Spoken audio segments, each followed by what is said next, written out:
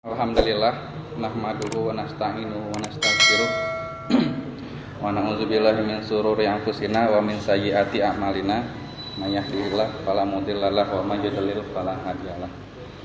Asyhadu an la ilaha illallah wahdahu la syarikalah wa asyhadu anna Muhammadan abduhu wa rasuluh alladzi la nabiyya ba'da.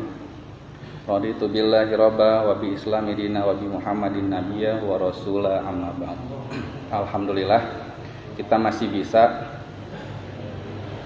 bertemu kembali di kajian senologi. Terakhir kapan Pak? Sebulan yang lalu. Hampir sebulan yang lalu. Masih pembahasannya kita akan melanjutkan tentang mengenal musuh-musuh Islam. Dalam jangka waktu 1 bulan ini sudah banyak sekali peristiwa-peristiwa yang terjadi Pak ya. Di antaranya pemilu Amerika Serikat, terus kepulangan Imam Besar Habib Rizik yang di dalam negeri sendiri menuai kontroversi luar biasa, sehingga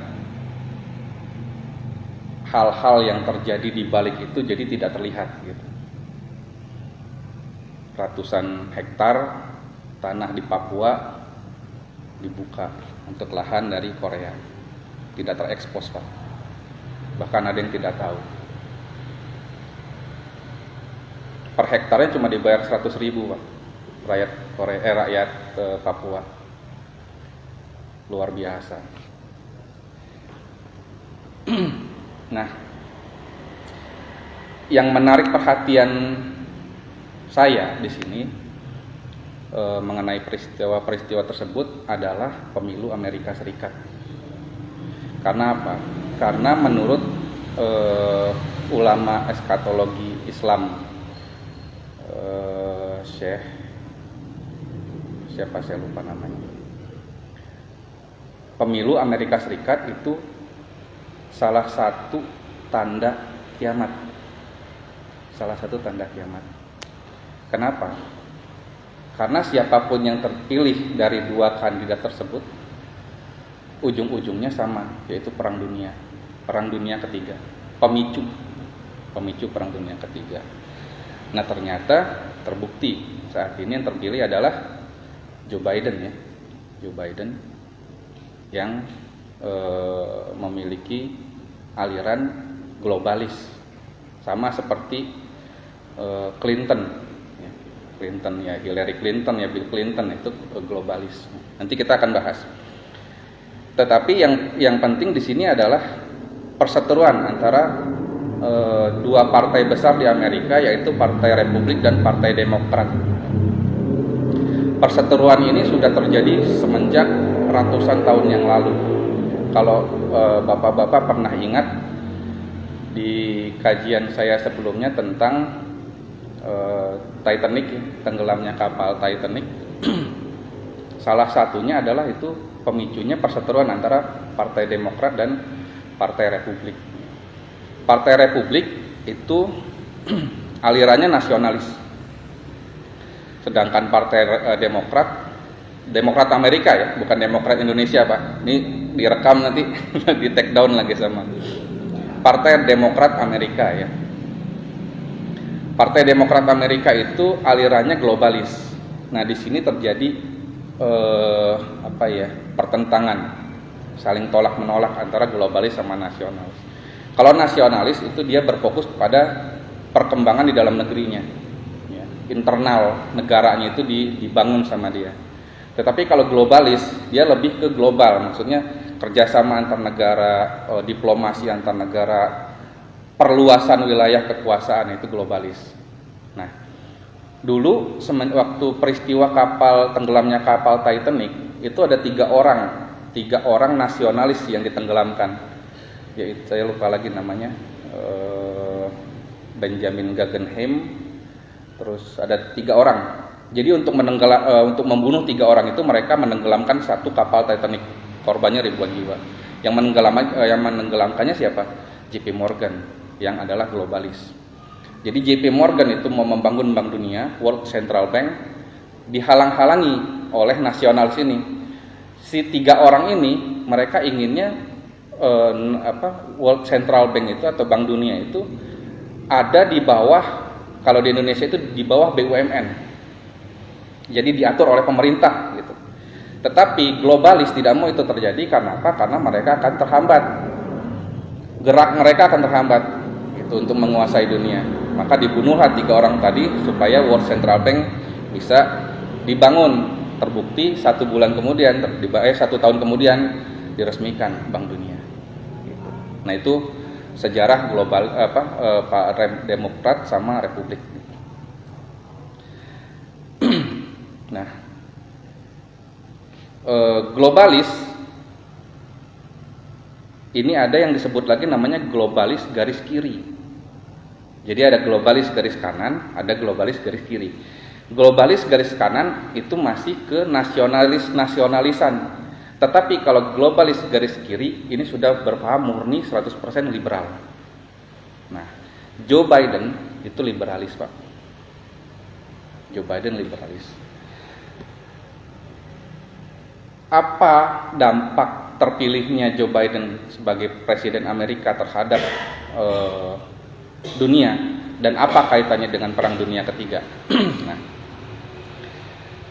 Joe Biden terpilih sebagai presiden Amerika itu akan meneruskan langkah Clinton yang tersendat. Jadi dulu Bill Clinton itu globalis, Obama globalis, Hillary Clinton globalis, suami istri globalis. Nah, di zaman Bill Clinton mereka ekspansi, perluasan kekuasaan, serang sana, serang sini, menyerang Timur Tengah sehingga muncul Arab Spring ya. Negara Timur Tengah dipecah-pecah. Nah, dilanjutkan Obama ekspansi untuk penaklukan masih ke Irak, eksplorasi Irak. Nah, tersendat di Hillary Clinton, kalah dia sama Donald Trump. Donald Trump itu nasionalis, Pak. Makanya di zaman Donald Trump Rusia adem, Korea Utara adem, ya kan? Dia cuma berseteru dengan Cina, itu pun perang dagang, bukan perang tembak-tembakan gitu, bukan. Gitu. Adem semuanya, karena dia terfokusnya ke dalam negeri, internal, gitu. Nah, kaum globalis liberal tadi tidak mau itu terjadi, maka diutus kembali Joe Biden untuk kembali jadi senator di Amerika, nah, melawan Donald Trump, dan akhirnya terpilih Joe Biden. Gitu. Nah, implikasi lainnya adalah tidak terlalu peduli. Jadi globalis liberal ini tidak terlalu peduli dengan penguatan dolar. Jadi mereka tidak peduli dolar itu gimana. Karena dulu awalnya perpindahan dari Eropa ke Amerika itu kan mereka berpindah dari euro ke dolar. Mereka turunkan nilai euro, mereka naikkan dolar, sehingga mereka menciptakan mata uang tunggal di dunia yaitu dolar Amerika. Nah, di zaman Joe Biden nanti dolar tidak akan terlalu dipedulikan. Karena apa? Karena tujuannya adalah merubah negara adikuasa dari Pax Americana menjadi Pax Judaica. Jadi mereka sudah mulai berpindah nih dari negara adikuasa Amerika menjadi negara Israel Raya. Mereka sudah mulai bergerak, Pak. Banyak yang berpikiran, masa sih seperti itu, gitu ya. Masa sih itu terjadi? Cuma gini, kalau dari kita orang Muslim melihatnya gini, Rasulullah SAW itu sudah menubuatkan 1400 tahun yang lalu tentang apa yang akan terjadi saat ini. Gitu. Nah, apa yang kita pegang saat ini itu adalah nubuat tersebut, gitu. Jadi kalau misalnya dari berbagai, mungkin bapak-bapak pernah kepikiran ini negara dunia mau jadi gimana gitu, perang sini perang sana, tindas sini tindas sana, bunuh sini bunuh sana, itu dunia ini gimana sih, kacau kusut gitu. Cuma kalau Muslim yang berpegang dengan nubuat Nabi Muhammad, mereka akan bisa mengurai kekusutan tadi menjadi satu garis, dan itu akan tersambung ke nubuat Nabi Muhammad tadi. Gitu. Jadi senologi itu kan begitu, Pak. Yang kusut itu mereka urai. Jadi senologi itu ilmu sampah. Jadi karena kusut nggak ada yang mau mengurai.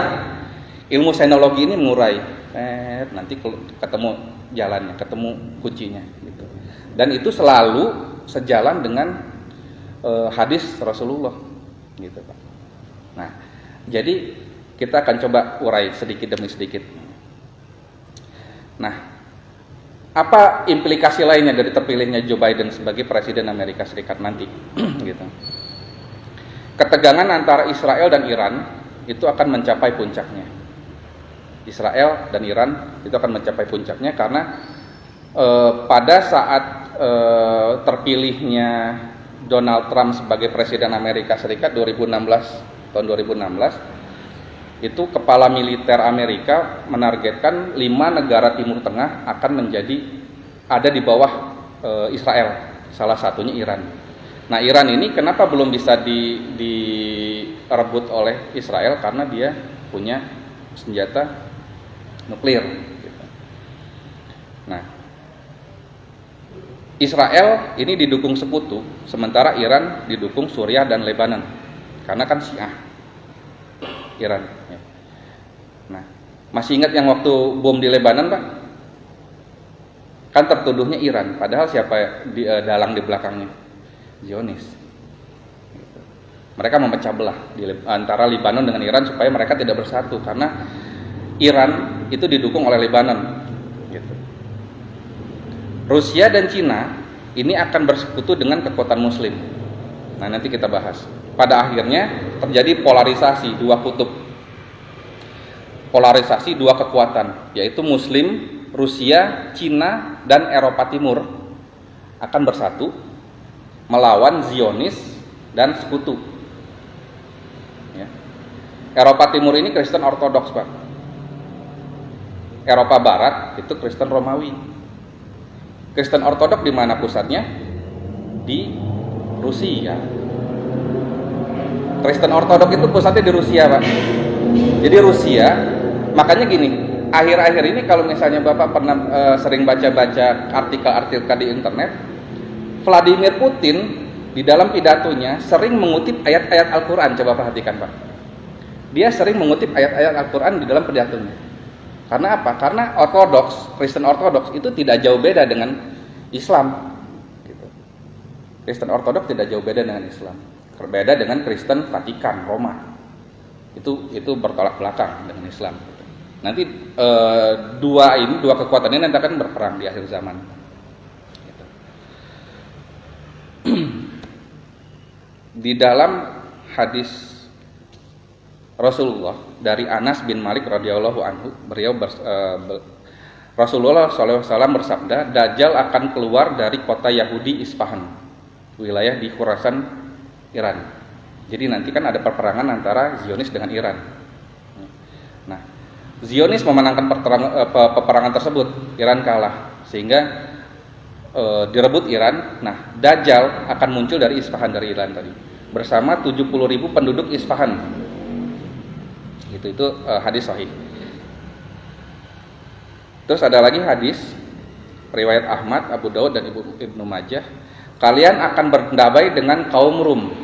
Yang tadi Islam ada di satu kutub kekuatan dengan Romawi Timur. Kalian akan berdamai dengan kaum Rum dalam keadaan aman. Kemudian kalian dan mereka akan memerangi satu musuh, yaitu Zionis tadi. Dan kalian akan mendapatkan kemenangan serta harta rampasan perang dengan selamat. Ini hadisnya masih panjang, Pak. Nanti kita sambung. Nah, sekarang kita masuk ke peperangan antara Sunni dan Syiah. Saat ini ISIS itu terus melancarkan kekerasan brutal di wilayah Irak dan Iran, Irak Utara dan Suriah Timur. Tujuannya apa? Tujuannya memancing Iran supaya keluar militernya untuk ikut berperang. Jadi ISIS tujuan utamanya adalah memancing Iran supaya terpancing keluar gitu, menyerang, karena yang diserang kan Syiah nih.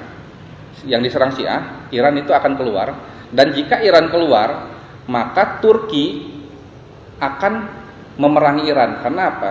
Karena ada sejarahnya. sejarah keruntuhan Khilafah Utsmaniyah itu salah satunya adalah pengkhianatan dari dalam dari kaum Syiah.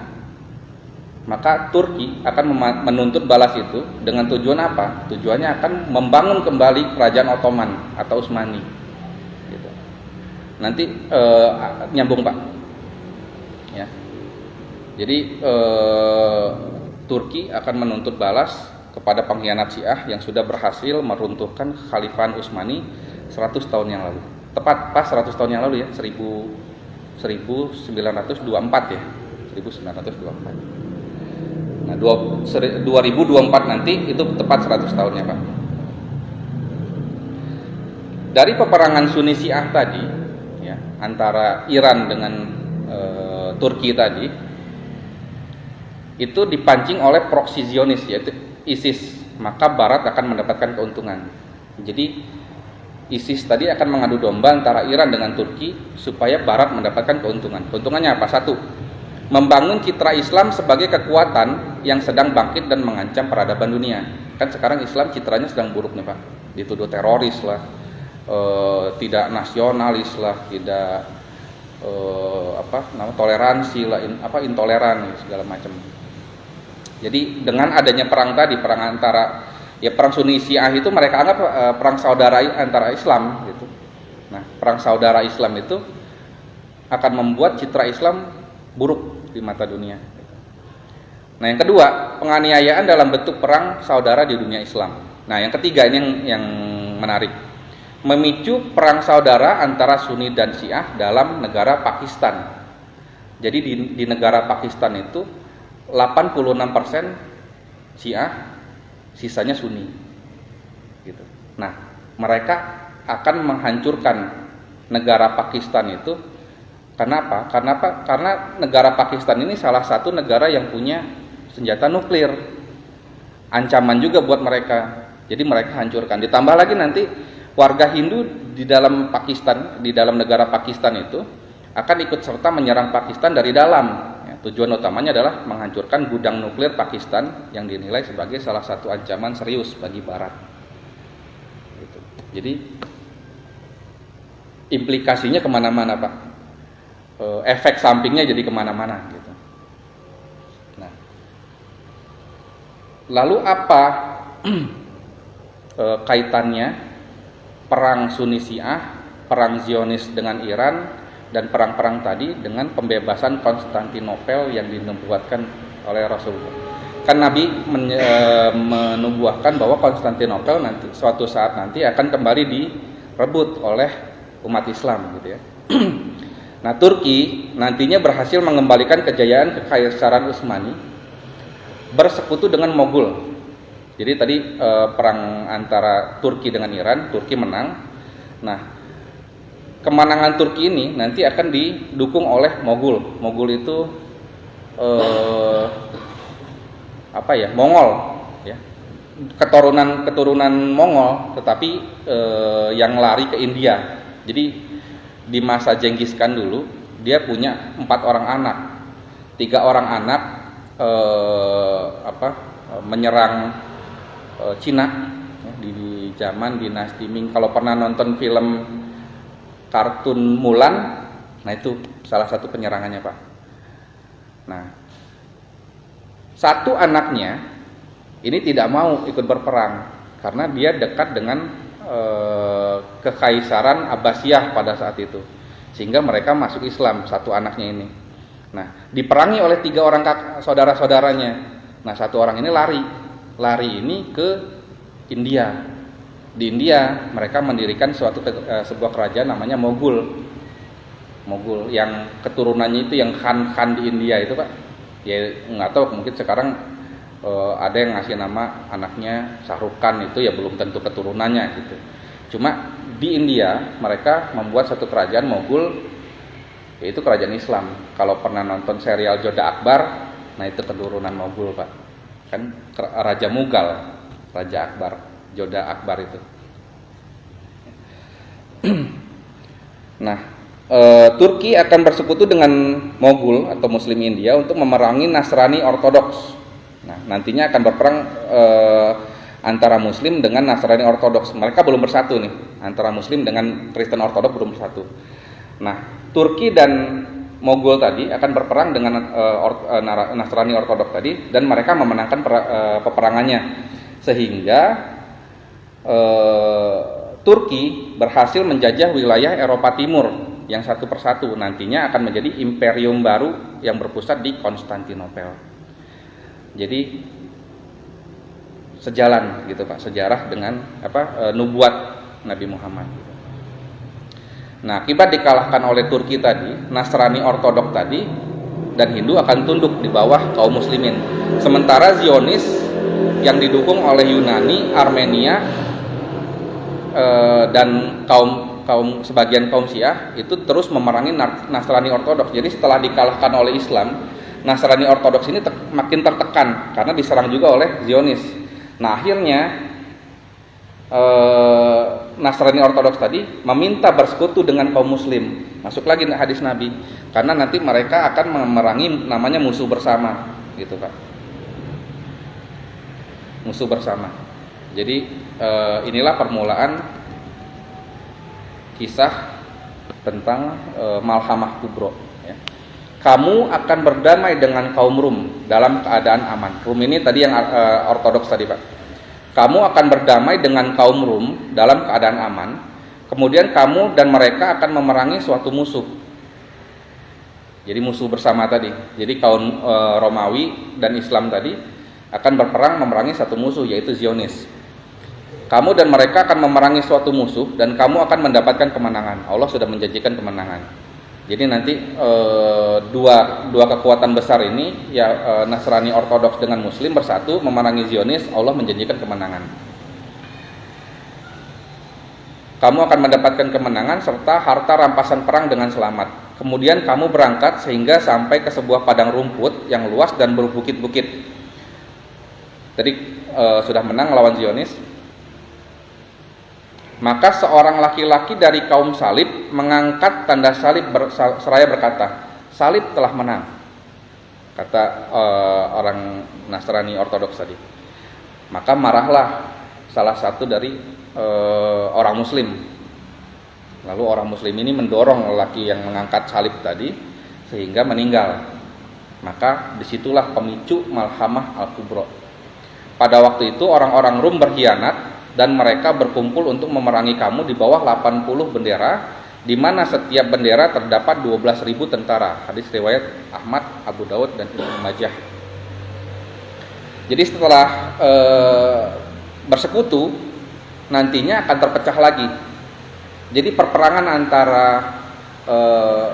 persekutuan antara Muslim dengan Nasrani Ortodoks melawan Zionis itu bukan Malhamah Kubro Pak, tetapi itu perang nuklir yang nanti akan terjadi. Nah, setelah perang nuklir selesai, menang, ya. Nah, Muslim dengan bangsa Rum tadi menang.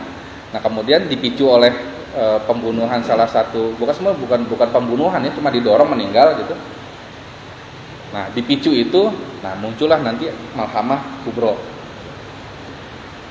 Nah, lalu siapa? Tadi kan katanya 80 bendera.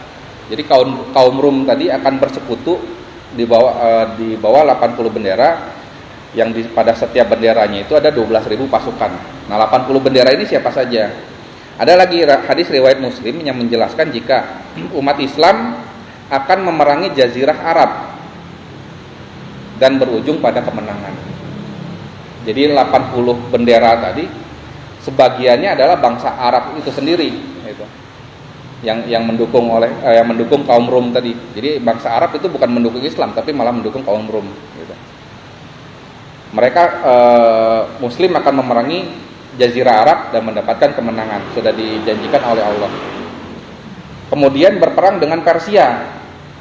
Nah, Persia juga ikut ke dalam 80 bendera itu, berujung kemenangan juga. Setelah itu umat Islam bakal memerangi bangsa Rum.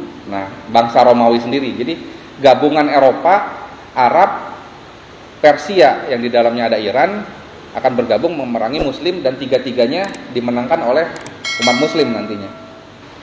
Nah, terakhir umat Islam akan menghadapi Dajjal.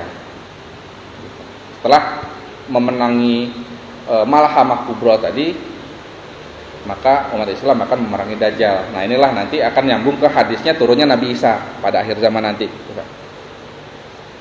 Nah itu masih jauh pembahasannya. Sekarang kita masuk peperangan antara Armenia dan Azerbaijan. Baru-baru ini Pak, bulan September Oktober gitu. Armenia dengan Azerbaijan ini berperang, memperebutkan wilayah sengketa yang namanya Nagorno-Karabakh di sekitar Kaukasus Selatan.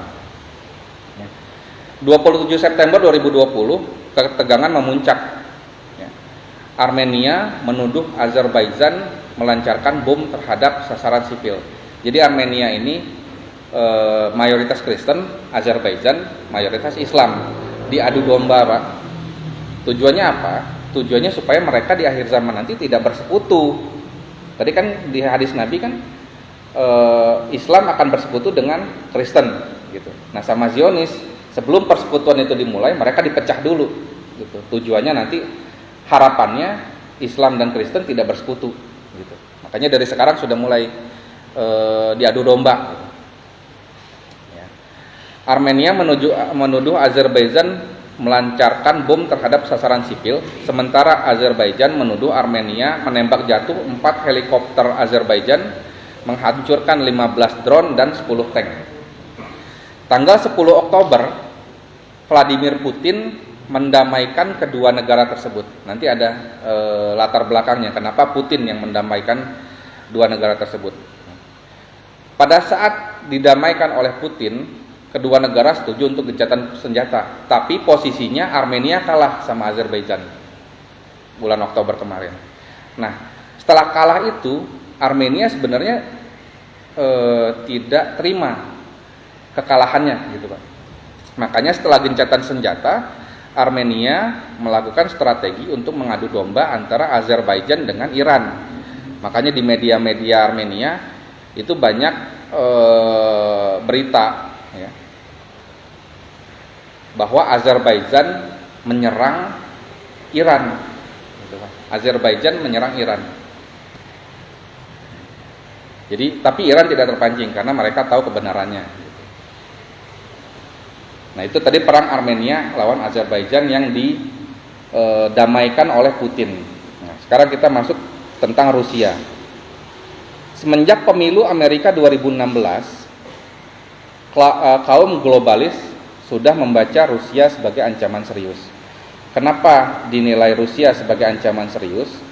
Karena Putin dari awal dia diangkat sebagai presiden Rusia, dia bercita-cita untuk menyatukan kembali negara-negara Rusia. Kan dulu kan sebelum Rusia kan namanya Uni Soviet ya. Uni Soviet itu dipecah-pecah menjadi negara-negara kecil, termasuk di dalamnya adalah Azerbaijan dan Armenia tadi. Makanya untuk menyatukan Rusia, Azerbaijan dan Armenia tadi didamaikan oleh Putin tadi. Nah itu tujuannya Pak, kenapa Putin mendamaikan Azerbaijan sama Armenia tadi. Ya. Putin bercita-cita untuk menyatukan wilayah Rusia dan membangun kembali Uni Soviet yang baru.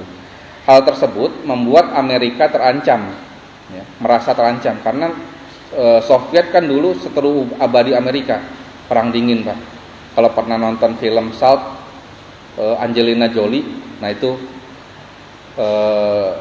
cerita tentang perang dingin Amerika sama Rusia. Jadi saya sebenarnya gini, saya tuh hobi nonton, tetapi sambil nonton itu saya ngelihat, oh ternyata gini, gitu. Kayak misalnya nonton film nonton film inilah Avenger gitulah, Avenger. Ngelihat yang pernah saya share kan, Hawkeye itu yang tidak pernah meleset panahnya gitu.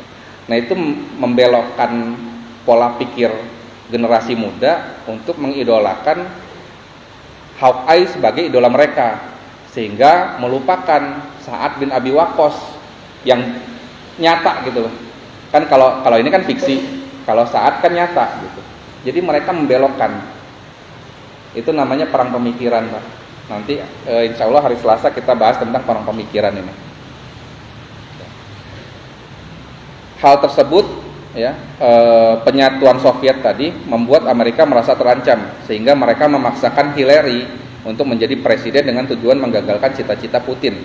sayangnya rencana globalis tadi gagal karena Trump yang terpilih sebagai Presiden Amerika tahun 2016. Pemilu 2020 mereka kembali mengajukan Biden sebagai wakil globalis untuk melanjutkan rencana menggagalkan Putin tadi. Nah, jadi Biden terpilihnya Joe Biden sebagai Presiden Amerika ini akan kembali memantik perang antara Amerika dengan Rusia. Ya, Amerika dan Rusia. Artinya apa? Tidak mungkin perangnya cuma tembak-tembakan, kirim drone, kirim tank sih. Amerika punya nuklir, Rusia punya nuklir, Pak. Ini yang akan terjadi nanti perang nuklir itu loh. Rusia didukung Cina. Rusia akan didukung Cina. Karena Cina, Rusia punya dua-duanya punya nuklir, Pak. Ya kan? Menyerang Amerika gitu. Nah, ini ancaman buat Amerika karena jadi kenapa dinilai urgensi oleh kaum globalis tadi, Joe Biden harus menjadi Presiden Amerika Serikat untuk menanggulangi ancaman itu gitu.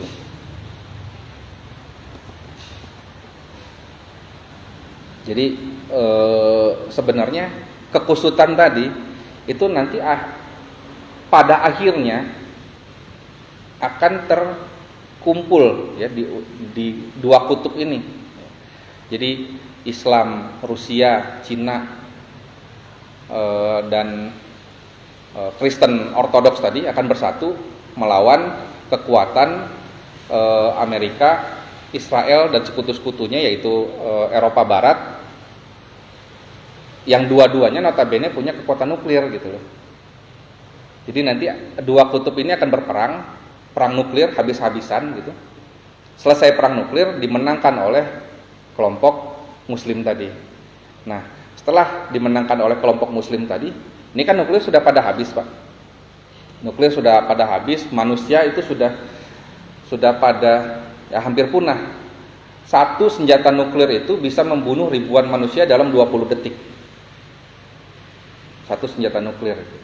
Nah, ini bisa dibayangkan berapa puluh, mungkin ratusan, mungkin ribuan, mungkin ada hulu nuklir yang akan ditembakkan antara dua kekuatan tadi. Sehingga setelah perang itu selesai, manusia tinggal sedikit. Nah, itu yang ada hadis Nabi bahwa di akhir zaman nanti satu laki-laki akan setara dengan 50 perempuan. Gitu, Pak. Jadi bukan 4 lagi nih. 50, Pak. Bayangkan, Pak. Lemes. 50 1 banding 50. Karena laki-laki ini sudah habis semua ikut perang gitu. Tinggal perempuannya gitu kan habis. Nah, itu apa ya? Gambaran besarnya gitu loh. Kan kita selama ini ngelihat perang ini di sini, perang ini di sini itu kan gambaran-gambaran kecil, Pak. Gambaran-gambaran kecil kayak puzzle gitu. Jadi kalau puzzle itu disusun, kita akan bisa ngelihat gambaran besarnya. Oh, ternyata begini. Ujung-ujungnya akan ada dua kekuatan tadi berperang. Nah, selesai dua kekuatan berperang tadi, senjata sudah habis, teknologi sudah habis semua, sudah hancur semua. Akhirnya pada saat Malhamah Kubro nanti sudah perangnya manual lagi. Sudah tidak pakai senjata lagi, sudah pakai pedang, pakai kuda, Pak. Pakai onta. Masuk akal kan? Masuk akal tidak, Pak? Nah, itu bisa dibilang tidak lama lagi. Kenapa? Karena Nabi Muhammad juga sudah dalam satu hadisnya menyatakan bahwa diangkatnya aku sebagai Rasul dengan terjadinya kiamat seperti ini. Bisa ini panjang jari telunjuk sama panjang jari tengah. Bedanya cuma segini, Pak. Ini dari ditunjuknya Nabi Muhammad sebagai Rasul 1400 tahun yang lalu. Nah, sekarang gimana? Sudah bisa dibayangkan dekatnya peristiwa itu gitu. Nah, kebanyakan ulama-ulama tidak membahas tentang ini. Mereka membahas tentang hadis Islam,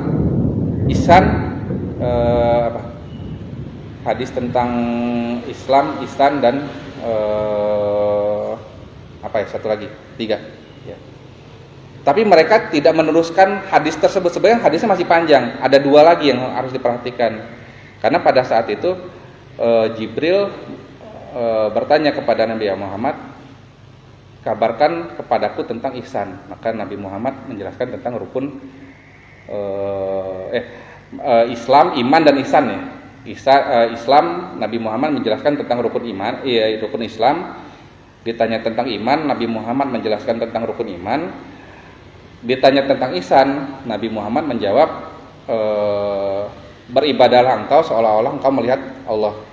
Jika engkau tidak melihat Allah, maka yakinlah Allah melihatmu. Gitu kata Nabi Muhammad. Stop, terbatas 3 ini. Mereka tidak meneruskan hadisnya bahwa Jibril bertanya kembali, mata sa'ah, kapan terjadinya hari kiamat? Jibril bertanya kepada Nabi Muhammad.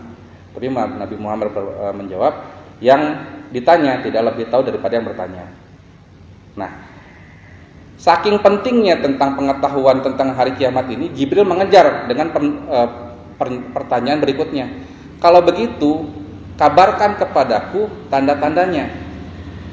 Itu kan artinya Nabi Muhammad memaksa Rasulullah untuk memberitahu tanda-tanda kiamat gitu loh.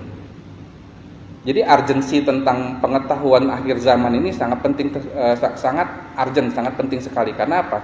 Karena waktu terus berjalan, sedangkan hari kiamat ya di situ aja, gitu loh. Nggak akan memanjang, gitu, nggak akan mundur waktunya, gitu. Sementara waktu terus berjalan, gitu kan. Jadi 2 jari ini menggambarkan dekatnya kiamat yang akan terjadi. Nah, terpilihnya Joe Biden salah satu pemantiknya, salah satu tanda-tandanya gitu, Pak. Lalu apa kabar Indonesia? Apa kabar Indonesia? Kayak acara TV, Pak. Di Indonesia saat ini itu ada 3 hal yang jika dilihat sekilas itu sebagai ancaman. Tapi jika kita melihatnya dari sisi lain, itu bisa menjadi kekuatan gitu. 1, Indonesia ada di tengah-tengah perang antara Amerika dan Cina yang akan terjadi di Laut Cina Selatan. Sekarang sudah memanas, Pak. Amerika dan Cina di Laut Cina Selatan gitu. Indonesia ada di tengah-tengahnya. Ini ancaman buat Indonesia. Kalau langkahnya tidak tepat, maka Indonesia bisa terjerumus gitu. Yang kedua, pandemi COVID-19. Sekarang yang saat ini terjadi detik ini gitu. Terus yang ketiga, Indonesia terisolasi dari dunia. 3 ini dianggap sebagai ancaman di mata saya mau ngomong pemerintah takut di take down lagi. 3 ini dipandang sebagai ancaman. Tetapi orang yang berpikir jernih akan menganggap 3 ini sebagai kekuatan, kesempatan. Kenapa? Karena 1, Indonesia ada di antara 2 perang besar antara Amerika dan Cina. Ya. Amerika dan Cina, dua-duanya butuh Indonesia untuk membuat pangkalan militer di Selat Malaka sama di Laut Natuna. Mereka mau membangun pangkalan militer, minta izin ke Indonesia. 1, Indonesia punya kunci itu. Nah, yang kedua, pandemi COVID, dan yang ketiga, Indonesia terisolasi dari dunia. Ini adalah kesempatan Indonesia untuk menutup total. Menutup total ini maksudnya gini, tidak ada ekspor, tidak ada impor. Mati-matian Indonesia bertahan dari dalam negeri sendiri. Gitu. Kalau bisa berpikir jernih gitu kan. Orang Indonesia tidak dapat impor beras, bisa makan singkong, Pak. Ya kan? Bisa makan jagung. Ya. Migas punya Indonesia. Kalaupun ekspor impor migas dihentikan, yang notabene impor migas itu adalah minyak yang disedot dari Indonesia, dibawa keluar, dibalikin ke Indonesia lagi gitu loh. Kan konyol, Pak ya. Indonesia menjual minyak misalnya harganya 100 perak per liter lah gitu. Keluar. Nah, dari luar dimasukin kembali ke Indonesia harganya sudah 12.000 per liternya, dibeli sama orang Indonesia, Pak. Jadi kalaupun kita stop minyak dari luar, kita masih bisa hidup, Pak. Makanya Indonesia itu punya kesempatan di dalam negeri sendiri untuk menutup Indonesia punya selat ada berapa? Ada 7 selat utama di Indonesia. Perusahaan-perusahaan asing yang mau lewat Indonesia saat ini itu lewat saja, Pak. Lewat 7 selat itu. Mereka hanya lewat saja. Bayangkan kalau 7 selat itu kita tutup. Kan tadi judulnya menutup diri. Bayangkan kalau 7 selat itu kita tutup, mereka akan memutar. Kalau misalnya mau mengirim mengirim minyak dari Australia ke Jepang gitu. Selama ini mereka lewat Indonesia tengah-tengah, aman-aman saja, tidak ada pajak, tidak ada apa, lewat saja. Tapi kalau kita tutup, mereka akan muter lewat Nugini, lewat Papua Nugini yang waktunya lebih panjang, kerugiannya lebih besar. Nah, kalau kita tutup, yang mau lewat selat-selat tersebut harus bayar 1% saja dari muatannya. Utang Indonesia lunas, Pak, cuma dari menutup selat saja. Lunas utang Indonesia ke IMF. Nah, sekarang kan Rusia sudah melunasi hutangnya ke Rothschild. Sudah tahu belum, Pak? Rusia sudah melunasi hutangnya ke Rothschild. Dengan apa? Dengan obligasi. Jadi mereka menghitung seluruh sumber daya alam yang ada di Rusia, mereka kumpulkan, mereka nilai dalam bentuk mata uang Rusia, mereka bikin obligasi, diuangkan gitu. Diuangkan. Nantinya sumber daya tersebut akan mereka olah sendiri untuk menebus obligasi tadi gitu, Pak. Jadi tidak tergantung asing lagi. Nah, surat utang tadi, obligasi tadi, mereka pakai untuk melunasi hutang. Sudah lunas, Pak. Tidak ada hutang lagi dengan Bank Dunia, dengan IMF, dengan Rothschild, segala macam. Rusia sudah bersih. Jadi sudah tidak tergantung lagi. Indonesia bisa. Kalau Rusia kan negaranya gede tuh, besar, luas gitu. Indonesia cuma dengan menutup selat tadi pun utang lunas. Tapi kenapa tidak bisa dilakukan? Karena kita belum punya pemimpin yang gila. Gitu ya, Pak ya. Belum, bukan tidak, belum. Jadi kesempatan Indonesia untuk mengambil keputusan sendiri tanpa tergantung campur tangan asing itu terbuka lebar. Jadi kalau misalnya sekarang mau memproduksi mobil SMK gitu misalnya ya, memproduksi mobil SMK itu masih diboikot oleh perusahaan-perusahaan mobil dari luar. Kayak dulu Indonesia bekerja sama dengan Sukhoi menerbangkan pesawat perdana. Itu kan disabotase sama Boeing sehingga Sukhoi menabrak Gunung Salak ya. Masih ingat nggak, Pak? Jadi Indonesia mau ngapa-ngapain itu sebenarnya diblokir gitu. Nah, kesempatan pandemi ini adalah kesempatan Indonesia untuk melakukan segala sesuatunya tanpa tergantung negara lain. Karena apa? Karena negara lain lagi sibuk dengan pandemi di negaranya masing-masing gitu loh. Terbaca tidak, Pak? Terbaca ya? Terbaca. Nah, satu lagi yang paling menarik yaitu Sumuruping Geni.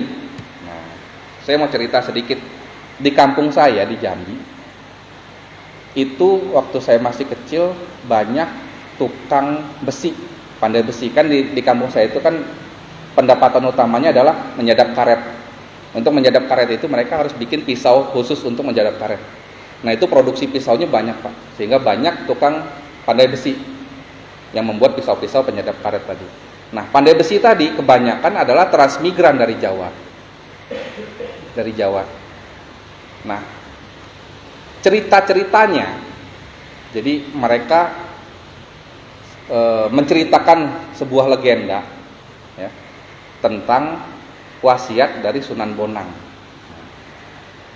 Wasiat dari Sunan Bonang. Jadi gini, ratusan tahun yang lalu sebuah negara atau sebuah kerajaan dinilai mencapai masa keemasannya kalau kebudayaannya sudah muncul gitu loh, sudah berkembang budayaannya. Ya. Salah satu kriterianya adalah musik aja misalnya. Budaya kan salah satu musik. Nah, ratusan tahun yang lalu, ada sekitar 4 atau 500 tahun yang lalu, di Eropa itu mencapai masa keemasannya atau Renaissance namanya. Masa keemasan gitu. Nah, salah satu implikasinya adalah alat musik. Alat musik di Eropa itu kebanyakan terbuat dari kayu, Pak. Ya kan? Gitar, bass. Kalau misalnya kayak di Cina aja, di Cina kan suling dari kayu gitu. Kalau di Arab rebana kayu atau dari kulit binatang gitu. Itu ratusan tahun yang lalu dengan alat musik kayu saja mereka sudah mencapai masa keemasannya gitu loh. Mereka tidak melihat di salah satu wilayah ya, di salah satu tempat di mana matahari tercurah 95% setiap tahun, sumber daya airnya banyak, memiliki sangat banyak pegunungan vulkanik dan tektonik yang setiap saat memuntahkan sumber pupuk yang subur, namanya Nusantara, Pak. Pada saat mereka membuat alat musik dari kayu di Nusantara, alat musiknya sudah dari besi. Bayangkan, Pak. Pada saat mereka membuat alat musik dari kayu, mereka mencapai masa keemasan. Padahal di Nusantara, alat musiknya dari besi, Pak. Gamelan, gong. Ya kan? Itu ratusan tahun yang lalu. Nah, akhirnya mereka melihat bahwa Indonesia ini potensinya besar. Nusantara ini potensinya besar. Akhirnya mereka berencana untuk menjajah Nusantara. Alih-alih yang sebagai alasannya adalah menguras rempah-rempah, mereka tujuan utamanya adalah mempelajari tentang teknologi metal ini, teknologi besi ini di Indonesia, Pak. Namanya budaya metal. Pada saat itu masih zaman pada masa Sunan Bonang di abad ke-14 ya, tahun 1400-an. Jadi seluruh dunia menggunakan kayu dan kulit sebagai bahan pembuat alat musiknya. Di Nusantara sudah ada gamelan, sudah ada gong yang terbuat dari metal dan tembaga dan suasa. Suasa itu emas muda, Pak. Gitu. Di Indonesia, di Nusantara gitu ya. Nah, melihat budaya yang unik tersebut, maka Barat berniat untuk menginvasi Nusantara bukan untuk rempah-rempahnya, tetapi untuk menyadur, untuk meniru budaya metal ini. Metal bukan musik metal maksudnya. Metal ini logam, budaya logam ini yang sudah ada di Indonesia. Saking kaya Indonesia gitu kan. Jadi sudah ada logam di Indonesia pada saat mereka sibuk dengan kayu dan kulit binatang. Nah, Sunan Bonang melihat ancaman tersebut. Akhirnya pada saat Barat menginvasi Nusantara, Sunan Bonang mewasiatkan 2 wasiat penting. Yang pertama, mungkin Mbah yang dari Jawa udah pernah dengar, Pak, cerita ini, Mbah. Sunan Bonang itu mewasiatkan dua wasiat gitu. Yang pertama, apati geni. Matikan api. Api ini salah satu media untuk membuat metal tadi gitu loh. Jadi untuk membentuk besi itu harus pakai api dipanaskan baru bisa dibentuk gitu. Nah, Sunan Bonang memerintahkan untuk mematikan api tadi. Pada saat api tadi dimatikan, sudah budaya metal atau budaya logam tadi hilang, terkubur. Barat tidak dapat budaya metal tadi. Nah, yang kedua menariknya, wasiat kedua yaitu sumuruping geni atau menyalakan kembali api. Kapan dinyalakan kembali apinya? Pada saat keturunanku sudah mencapai generasi ke-17. Kata Sunan Bonang gitu. Nyalakan kembali apinya pada saat keturunanku sudah mencapai generasi ke-17. Kapan, Pak? Sekarang.